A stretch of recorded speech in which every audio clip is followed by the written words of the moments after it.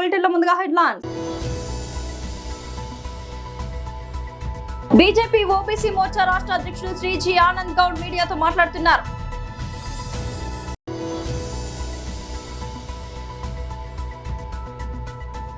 తెలంగాణ భవన్లో మాజీ మంత్రి శ్రీనివాస్ గౌడ్ విలేకరుల సమావేశం.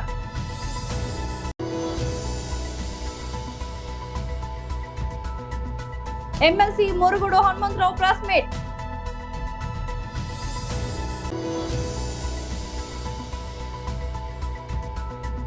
రేపటి బీఆర్ఎస్ యువ సంగ్రామ సభకు హైకోర్టు అనుమతి. బీజేపీ ఓబీసీ మోర్చా రాష్ట్ర అధ్యక్షుడు శ్రీ జి ఆనంద్ గౌడ్ గారు మీడియాతో మాట్లాడుతున్నారు. అందరికీ నమస్కారం.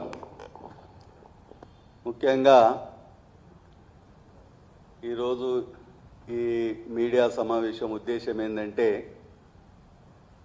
గత సంవత్సరం కూడా ఈ గురుకులాల పరిస్థితి, బీసీ గురుకులాలు కానీ ముఖ్యంగా ఎస్సీ ఎస్టీ గురుకులాలలో అనేక సమస్యలతో విద్యార్థుల భవిష్యత్తు, కొన్ని గురుకులాలలో అక్కడ ఫుడ్ పాయిజన్ల వల్ల కానీ, అక్కడ విష పురుగుల వల్ల కానీ, అక్కడ సౌకర్యం లేక అనారోగ్యం వల్ల కానీ చనిపోవడము, హాస్పిటల్లో జాయిన్ కావడము జరిగింది. గత సంవత్సరము పార్టీ తరఫున, బీజేపీ థర్డ్ పార్టీ తరఫున మేము ఓబీసీ మోర్చా ఆధ్వర్యంలో అనేక కార్యక్రమాలు తీసుకోవడము, దాదాపు రాష్ట్రంలో అన్ని జిల్లాల్లో ఉన్న గురుకులాలని మేము అక్కడక్కడ వెళ్ళి అక్కడ పరిస్థితులపై ఉన్నతాధికారులకు తెలియజేయడం జరిగింది. అందులో కొద్దిగా మెరుగుపోవడానికి అవకాశం జరిగింది. కానీ ఇప్పటికీ కూడా మళ్ళీ ఈ విద్యా సంవత్సరంలో పిల్లలు అక్కడ చేరిన తర్వాత మళ్ళీ మొదటికి వచ్చేసింది. పాత సంవత్సరంలో ఏ విధంగా అయితే పిల్లలు ఏ ఇబ్బందులతోని వాళ్ళు బాధపడ్డారో, ఈ కొత్త సంవత్సరంలో కూడా మళ్ళా తిరిగి రిపీట్ అవే జరుగుతున్నాయి. ప్రభుత్వం ఏమాత్రం కూడా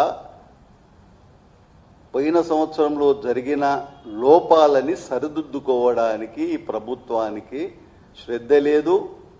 దానిపైన వాళ్ళు ఏమాత్రము ఈ సౌకర్యాలు కల్పించడానికి చర్యలు తీసుకోవడంలో విఫలమవుతున్నారు. ముఖ్యంగా ఉన్న గురుకులాలలో దాదాపు 60-65% అద్దె భవనాలే ఉన్నాయి. First point. సెకండ్, 35% ఉన్న దాంట్లో 30% ప్రభుత్వ భవనాలలో ఉన్నాయి. అద్దె భవనాలేమో ప్రభుత్వము ఎట్టి పరిస్థితుల్లో అద్దె చెల్లిస్తుంది. కనీసము ఆ భవనాలు తీసుకునే ముందు అక్కడున్న అధికారులు ఇది సౌకర్యంగా ఉన్నదా లేదా, ఇక్కడ పరిసరాలు పిల్లలు ఉండడానికి అనుకూలంగా ఉన్నాయా లేవా, అక్కడ నీటి వసతి ఉన్నదా లేదా, ఉన్న ఇంతమంది విద్యార్థులకు అక్కడ బాత్రూమ్, మరుగుదొడ్లు ఆ సౌకర్యం ఉన్నదా లేదా, ఇవి ఏవి ఆలోచించకుండా ఇష్టం వచ్చిన రీతిలో ఏదో దొరికింది కదా మమ అనిపించుకుందాము, మేము గురుకులం నడిపిద్దామని చెప్పే ఉద్దేశంతో ప్రభుత్వం విఫలం చెందడంతో ఎంతో భవిష్యత్తున్న పిల్లలు తమ తల్లిదండ్రుల ఆర్థిక పరిస్థితి కానీ, అక్కడ చదువుకోవడానికి వీల్లేక కానీ పిల్లలు ఈ గురుకులాలలో చదువుకోవడానికి వస్తారు. ముఖ్యంగా ఈ రాష్ట్రంలో ఉన్న జనాభాలో అత్యధికంగా ఉన్న 60-65% ఉన్న బీసీలు కానీ, ఎస్సీ ఎస్టీలు కానీ. మరి ప్రభుత్వం ఏమో ఇంత ముఖ్యమైన విషయంలో కనీస మౌలిక సదుపాయాలు కల్పించడంలో పూర్తిగా విఫలం చెందింది. దాన్ని కొద్దిగానన్నా మనం బాగు చేసుకోవడానికి ఎలాంటి ప్రయత్నం కూడా చేయలేదనిపిస్తుంది. తెలంగాణ భవన్లో మాజీ మంత్రి శ్రీనివాస్ గౌడ్ విలేకరుల సమావేశం. మహారాష్ట్ర వాళ్ళు ఆడుకుంటున్నారు బ్రహ్మాండంగా. మీరు వదిలిపెడితే కింద ఆంధ్రప్రదేశ్ వాళ్ళు బ్రహ్మాండంగా పట్టిసీమ నింపుకుంటున్నారు, నీళ్ళు వాడుతున్నారు. కనీసం ఆంధ్ర ప్రభుత్వం చేస్తున్నటువంటిది, పైన కర్ణాటక మహారాష్ట్ర ప్రభుత్వాలు చేస్తున్నటువంటి పద్ధతులను చూసి నేర్చుకోరా. ఎందుకు ఇంత కక్ష ఈ ప్రభుత్వానికి? ఎందుకు అంత కక్ష? ప్రభుత్వం ప్రజల మీద కక్షనా, పార్టీ మీద కక్షనా? ఇంత శాడిజం ఎందుకు ఈ ప్రభుత్వానికి? రైతులు బాగుపడద్దా? మాకు అనిపిస్తుంది ఒకటే, ఒక రెండు పిల్లలు కుంగిపోతే 2 నెలల్లో కంప్లీట్ చేయొచ్చు. ₹1 ఇవ్వాల్సిన అవసరం లేదు, మేమే రిపేర్ చేస్తామని ఎల్ఎన్టీ కంపెనీ వచ్చినా కూడా వాళ్ళని చేయనీయలేదు, కాంట్రాక్టర్ని చేయనీయలేదు, వీలు చేయలేదు. కేవలం బదనాం చేస్తూ గడుపుతూ వచ్చిండ్రు. ఇవాళ ఎంతవరకు వచ్చిందంటే వాళ్ళకు ఉరితాడయింది. ప్రజలు ఎవడు నమ్మడు. నువ్వు పడ్డ వర్షాన్ని నీళ్ళు వాడుకుంటలేవు, పడని దగ్గర సాగులు చెప్తున్నావు. ఇలా జనం నమ్మే పరిస్థితి లేరు. పంపు హౌజ్ల దగ్గర రెడీగా నీళ్లు ఉన్నాయి, ఆన్ చేస్తే పంపు నీళ్ళు ఎత్తిపోసుకోవచ్చు అంతే. ఎత్తిపోసే దగ్గర నీళ్లున్నా నీళ్ళు వాడుకోకుండా అబద్ధాలు చెప్పింది ప్రజలు చూసి వస్తున్నారు. ఇలా ఎందుకు 1,00,000 క్యూసెక్లు కిందికి వెళ్తున్నా వాడతలేరంటే మాకు అనిపించింది. ఇంతకుముందు కొంతమంది రైతులు ఫోన్ చేసి చెప్పారు, అన్న ఏం లేదు, ఇదంతా పంటలు పండితే రైతు బంద్ ఇవ్వాల్సి వస్తుంది, మళ్ళా బోనస్ ఇవ్వాల్సి వస్తుంది, కరెంట్ ఇవ్వాల్సి వస్తుంది, ఒడ్లు కొనాల్సి వస్తుంది, మళ్ళీ బ్యాంక్ అకౌంట్లో డబ్బులు వేయాల్సి వస్తుంది. నీళ్ళు ఎత్తిపోయకుండా ఆ పిల్లర్లు ఉంగిపోయినామని చెప్పి ఆ సాగు చెప్తే ఇటు 70% మొత్తం కూడా అది సరిపోతుంది. ఇటు తుంగభద్ర కృష్ణా నదిలో ఉన్నటువంటి దానిపైన ఏదో చెప్పొచ్చు, వర్షాలు లేవు, నీళ్ళు వస్తలేవని.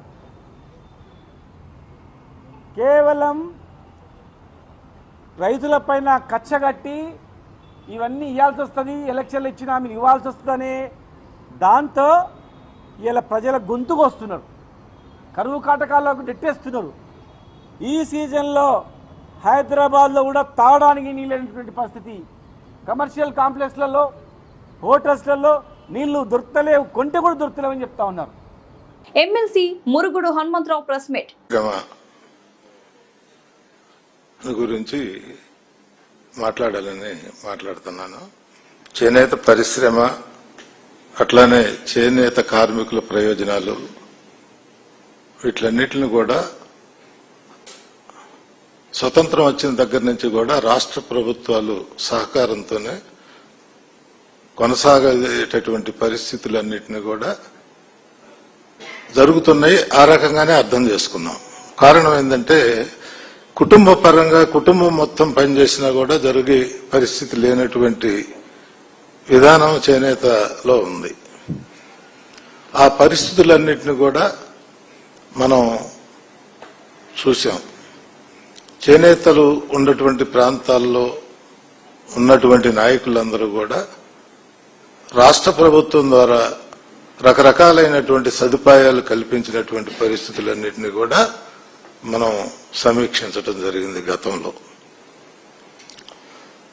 గతంలో రాజశేఖర రెడ్డి గారి పరిపాలనలో ఆయన చేనేత పరిశ్రమను గురించి మార్పు తీసుకురావాలి, వాళ్లకు పూర్తిగా సహకరించేటటువంటి ఏర్పాట్లు కూడా చేయాల్సిన అవసరం ఉంది అనే ఆలోచనతో రాజశేఖర రెడ్డి గారు 50 సంవత్సరాలకు పెన్షన్ ఇద్దామని చెప్పి 50 సంవత్సరాలకి పెన్షన్ ఇచ్చేటటువంటి ఏర్పాటు ఆయన చేయటం జరిగింది. అట్లానే రకరకాలైనటువంటి సబ్సిడీలతో ఆయన ముందుకి కొంత మేర తీసుకెళ్లడం జరిగింది. అట్లానే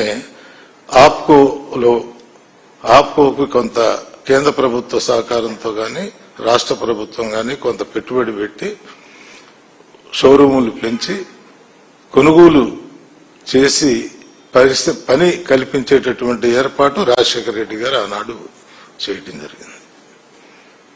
ఇవన్నీ కూడా రోసి గారి నాయకత్వంలో కమిటీ వేయటం, ఆ కమిటీ ద్వారా చేనేత కార్మికుల ప్రయోజనాలు చాలా వరకు కాపాడి వాళ్ళకి ఇళ్ల నిర్మాణంలో అందరికి ఇచ్చేదానికన్నా కూడా వాళ్లకు మగ్గం పట్టుకోవాలి కాబట్టి 75,000 రూపాయలు అదనంగా ఇద్దామని చెప్పి కూడా ఆ రోజుల్లో ఆయన ఇవ్వడం జరిగింది. తర్వాత కొంతకాలం జరిగిన తర్వాత పరిస్థితులన్నింటినీ కూడా జరుగుతూ ఉన్నాయి. రాజకీయాల్లో మార్పులు ఇవన్నీ. జగన్మోహన్ రెడ్డి గారు పరిపాలన వచ్చినప్పుడు ఆయన చేనేత కార్మికుల కోసం ఆయన మంచి నిర్ణయం తీసుకున్నాడు. అంటే ఎలక్షన్లో కూడా ఎలక్షన్ ముందు చేనేత కార్మికుల ప్రయోజనాలు తప్పనిసరిగా కాపాడుతామని చెప్పి చెప్పడం కూడా జరిగింది. భారత రాష్ట్ర సమితి బీఆర్ఎస్ శనివారం హైదరాబాద్ లో నిర్వహించతలపెట్టిన యువ సంగ్రామ సభకు తెలంగాణ హైకోర్టు షరతులతో కూడిన అనుమతి మంజూరు చేసింది. సరూర్ నగర్ స్టేడియంలో జరగనున్న ఈ సభకు పోలీసులు అనుమతి నిరాకరించడంతో బీఆర్ఎస్ శుక్రవారం హైకోర్టును ఆశ్రయించింది. లాంచ్ మోషన్ పిటిషన్ పై విచారణ చేపట్టిన న్యాయస్థానం శాంతి భద్రతలకు విఘాతం కలగకుండా సభ నిర్వహించాలని స్పష్టం చేస్తూ అనుమతినిచ్చింది. ఎన్నికల సమయంలో యువతకు ఇచ్చిన హామీలను అమలు చేయడంలో కాంగ్రెస్ ప్రభుత్వం విఫలమైందని ఆరోపిస్తూ బీఆర్ఎస్ ఈ సభను నిర్వహిస్తోంది. ముఖ్యంగా ప్రియాంక గాంధీ ప్రకటించిన యూత్ డిక్లరేషన్ అమలు, నిరుద్యోగ సమస్య, ప్రభుత్వ ఉద్యోగాల భర్తీలో జాప్యం వంటి అంశాలను ఈ సభ ద్వారా ప్రభుత్వం దృష్టికి తీసుకెళ్లాలని పార్టీ లక్ష్యంగా పెట్టుకుంది. బీఆర్ఎస్ వర్కింగ్ ప్రెసిడెంట్ కేటీఆర్ ఈ సభలో ముఖ్య అతిథిగా పాల్గొని ప్రసంగించనున్నారు. కేపీహెచ్బీ పోలీస్ స్టేషన్ పరిధిలో ముత్తూట్ ఫిన్కార్ప్ గోల్డ్ లోన్ సంస్థలో మేనేజర్ ప్రియాంక చేసిన మోసంలతో నేడు బాధితులు మరోసారి కార్యాలయంలో ఆందోళన చేపట్టారు. తాము గోల్డ్ లోన్ లో పెట్టిన బంగారాన్ని మేనేజర్ ప్రియాంక తన స్వలాభానికి వాడుకుని డబ్బులు తీసుకుందని, వెంటనే తమ బంగారాన్ని తమకు అందజేయాలని డిమాండ్ చేశారు. సుమారు 60 మంది బాధితులు తన వలన ఇబ్బందులు పడుతున్నారని వెల్లడించారు. ఓవైపు పోలీసులు, మరోవైపు బ్రాంచ్ సిబ్బంది ఎటువంటి సమాధానం చెప్పడం లేదని తాము వాపోయారు. అదేవిధంగా స్వర్ణ వర్షం అనే స్కీమ్ ద్వారా కూడా మోసాలు జరిగాయని అన్నారు. దానిపైన కూడా విచారణ జరిపించాలని డిమాండ్ చేశారు.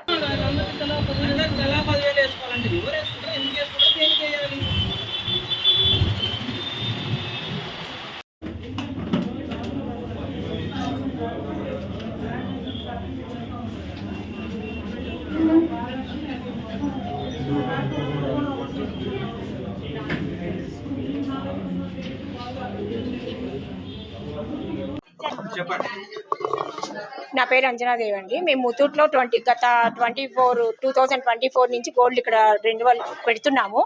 అట్లా రెన్యువల్ చేసుకుంటూ వస్తా ఉన్నాము. ఇప్పుడు తర్వాత తీరా మొన్న గోల్డ్ చూసుకోవడానికి వస్తే గోల్డ్ మాది మిస్ అయిపోయింది. మళ్ళీ తర్వాత ఇక్కడ మళ్ళీ గోల్డ్ రిలీజ్ చేసుకుందామని వచ్చేటప్పటికి ఈ స్కామ్ అంతా జరిగిపోయింది. తీరా చూస్తే మా గోల్డ్ మిస్ప్లేస్ అయిపోయింది. వీళ్ళని అడిగితే వీళ్ళు ముత్తూట్ వాళ్ళు రెస్పాన్స్ లేదు, ఇటు పోలీసు వాళ్ళు రెస్పాన్స్ లేదు. గత 10 days నుంచి ఇంటిని ఇట్లాగే తిరుగుతున్నాం కానీ ఒక రెస్పాన్స్ ఇవ్వట్లేదు. దాదాపు 750 గ్రాముల్లో 160 గ్రామ్స్ పోయింది. మిస్ అయిపోయింది. ఎటు పెట్టిందో ఏం చేసిందో ఎవరు ఒక్కళ్ళు రెస్పాన్స్ ఇవ్వట్లా మాకు. మాదనే కాదు సార్, మా లాంటి బాధితులు దాదాపు ఒక 60 members వరకు ఉన్నారు. ఒక్కళ్ళకి రెస్పాన్స్ ఒక్కళ్ళు కాబట్టి ఒక్కళ్ళన్నా రెస్పాన్స్ ఇవ్వాలి కదా. ఒక్కళ్ళు రెస్పాన్స్ ఇవ్వడం లేదు. ముత్తూట్ వాళ్ళు రెస్పాన్స్ ఇవ్వడం లేదు, అటు పోలీసు వాళ్ళు ఏమి చెప్పట్లేదు. ఆమెను ఎప్పుడు తీసుకొస్తారు? వీళ్ళు ఏం చెప్తున్నారు? గత వారం 10 days నుంచి మొన్న మండే నుంచి తీసుకొస్తాము, ఎవరితో ఎంక్వైరీ చేస్తామన్నారు. లేదు, ఎంక్వైరీ లేదు. ఏం చేస్తున్నారు సార్ అంటే లోపల ఆడిటింగ్ జరుగుతుంది అంటారు. ఈయనతో ఎన్ని రోజులు కాపలా కాయాలి సార్? మేము ఇక్కడ ముత్తూట్ ముందు మేము ముత్తూట్ నమ్మే వచ్చాం కదా. వాళ్ళు బాధ్యత గోల్డ్కి బాధ్యత తీసుకోవాలి కదా. మా ఫ్యామిలీని ఈ రోజు రోడ్డు మీద నుంచి ఉన్నాయి. ఎవరిని నమ్మి? మేమేం ముత్తూట్ మేనేజర్ మేము అపాయింట్ చేసుకోవాలి. ముత్తూట్ మేనేజర్ని ముత్తూట్ వాళ్ళు అపాయింట్ చేసుకున్నారు. మేము ముత్తూట్ని నమ్మి వచ్చినాం. ఎవరో ఒకళ్ళు మేనేజర్ని నమ్మో లేకపోతే అక్కడ వాళ్ళని నమ్మో మేము రాలేదు. ముత్తూట్ని నమ్మే వచ్చాం. ముత్తూట్ మాకు న్యాయం చేయాలంతే. మా గోల్డ్కి మాకు ఏదైనా సమాధానం చెప్పాలి.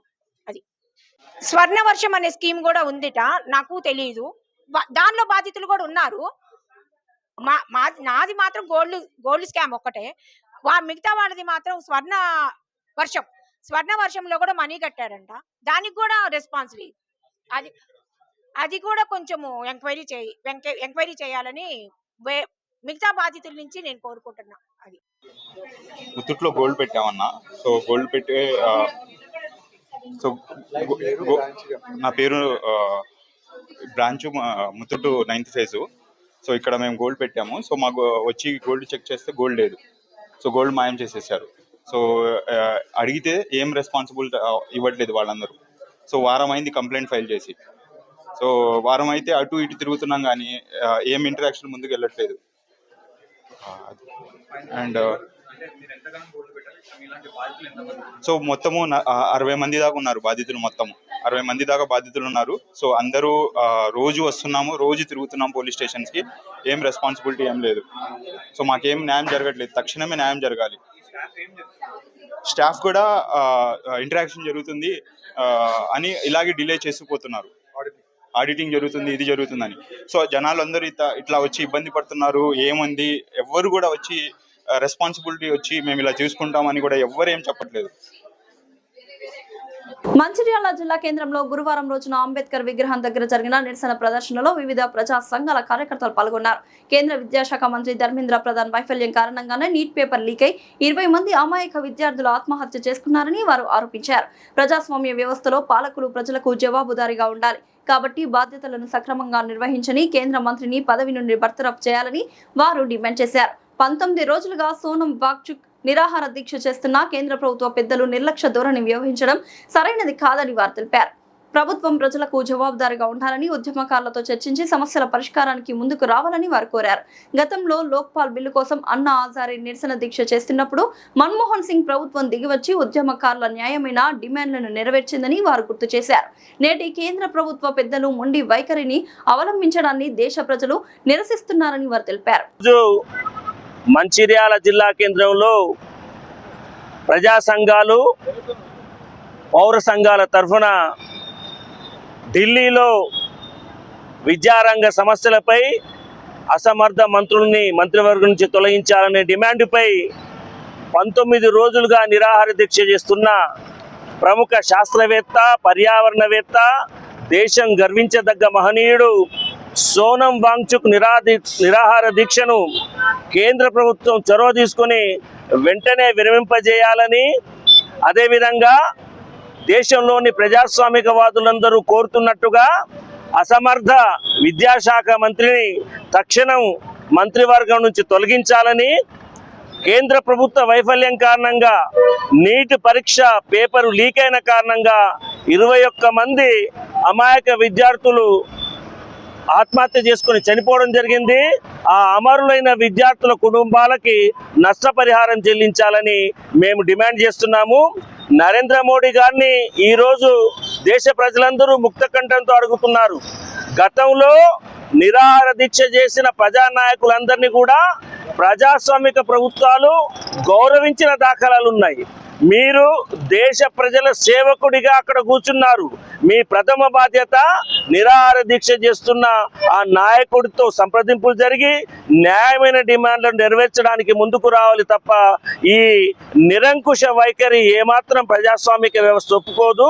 గతంలోనూ మేము చూసాము, మన్మోహన్ సింగ్ గారు నాడు లోక్పాల్ కోసం అన్నా హజారే గారు నిరాహార దీక్ష చేస్తే 13 రోజుల నాటికి ప్రధానమంత్రి స్వయంగా శిబిరానికి వచ్చి నాయకులతో మాట్లాడి దీక్ష విరమింపజేశాడు.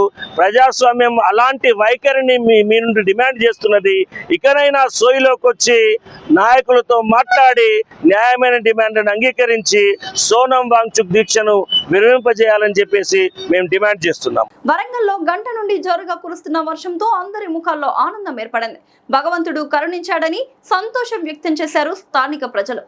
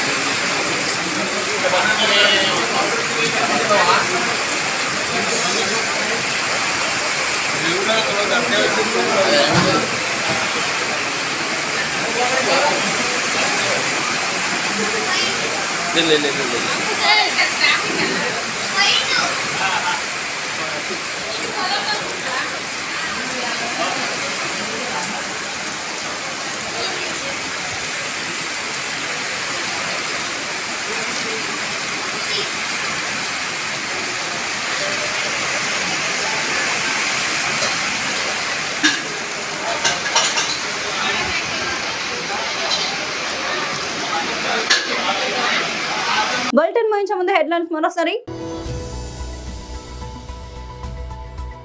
బీజేపీ ఓబీసీ మోర్చా రాష్ట్ర అధ్యక్షుడు శ్రీ జి ఆనంద్ గౌడ్ మీడియాతో మాట్లాడుతున్నారు.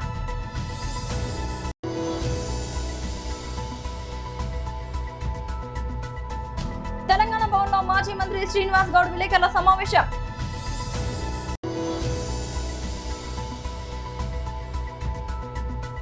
MLC Murugudu Hanumantharao press meet.